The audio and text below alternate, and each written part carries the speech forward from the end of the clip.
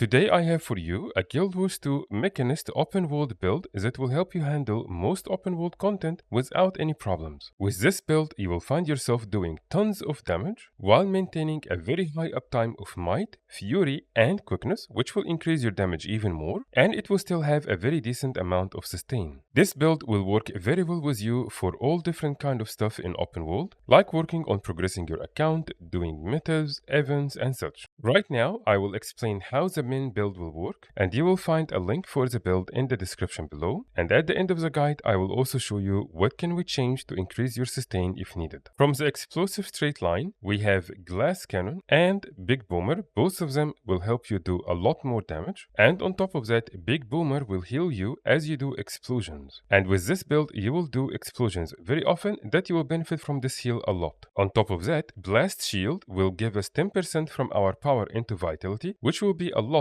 because our power will be very high. In the firearm straight line, we have high caliber, we have no scope, and we have hematic focus. All three of them will work together very well to increase our critical chance and critical damage. In the mechanist straight line, we are going with those two traits, which will significantly increase the damage of your mech. And for the grandmaster trait, this will reduce the cooldown of your F skills, F1, F2, and F3, and it will also make them apply quickness. We will be using force signet, which will increase your damage by 10%, which is actually significant. We also have shift signet, which will share the boons you have with your mech, so it will make it even more powerful and it will do even more damage. And we have the healing signet, which will constantly give you and the mech passive heal, and this will work very well with the big boomer trait, and you will find yourself getting a very good amount of passive heals non-stop. For the gear, we are running a full set of berserker armor with deadeye runes, and then we have knight hammer and knight rifle. Both will have the same sigils, which is celerity and strength. Hammer is your main weapon, and rifle will just be there in case you needed range at some point. For the trinkets, we have a full set of marauder trinkets, and for the relic, we have relic of fireworks. For this specific character, I'm using a tier 10 jade bot core to increase the vitality a little, but of course you can use even just tier 1 and it will work just fine. For the food, we will use plate of truffle steak to increase our power and precision. And for the utility, we can use superior sharpening stones or potent superior sharpening stones that will last for 1 hour and is more cost efficient. To buy the cheapest available options for the gear from the trading post, we are going to use the filter options. So for example, for the trinkets, this is Marauder, which is power, precision, vitality, and ferocity. So we can come here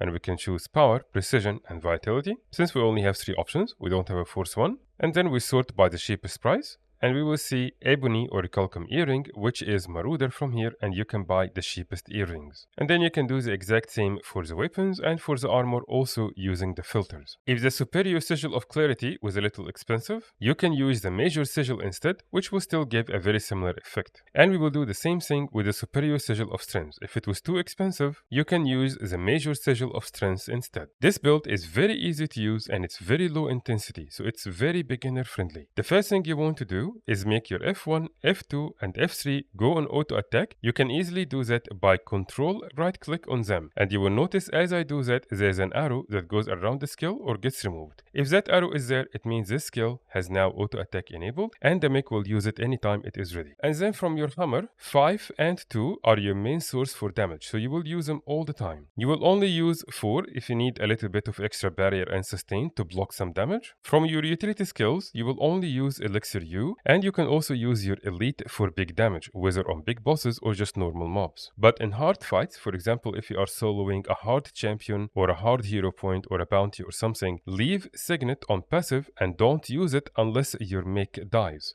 Because if your mech died and you use your signet, it will bring them back to life instantly. And your mech will be very important for this build because it will do a lot of tanking for you and it will do a lot of damage. You always want to leave shift signet and force signet on passive. You will only ever use them if you are very desperate. So force signet can be used to break bar if you really need to, and shift signet can be used as a stun break or a cleanse. Now let me show you some changes we can do if things started getting rough and you needed more sustain. The first change is to remove elixir U and put barrier signet instead while leaving it on passive most of the time. This will reduce the damage and condition damage you take by 10%, which is a lot, and if you activated it, it will keep giving you barrier and it will reflect. If barrier signet was not enough, we will remove firearms and instead we will put alchemy. And in alchemy, we will go with 3, 2, 3. Health insurance will increase the passive heals we will get from the healing signet and also from Big Boomer. And Iron Blooded is going to reduce the damage and condition damage we take by 2% per boon we will have. And in that case, you will have a very decent amount of boons. Compounding Chemicals is going to give you further heals for every boon you will apply to yourself, which again with this build it will be very often. And Boiling Point, one of the new traits, this will constantly keep applying Fury because you will have a lot of might all the time, definitely more than 5 stacks. Another thing you can do when you are fighting hard hero points and bounties is to use the rifle instead of the hammer and try to rely more on ranging and kiting the enemies. Other general options here that can also be useful is Elixir C if you need some extra cleanses, Throw Mine if you need some boon strips, and Personal Battering Ram if you need even more CCs because this will give you 2 charges with very powerful CC to break bar. If you enjoyed this build guide, please give this video a like and subscribe to the channel to see more build guides in the future. Let us know in the comments below your experience with this build and if you have any tips for the other users. And of course, if you have any questions or suggestions for other builds, please let me know. Thank you very much for watching and I will see you in the next guide.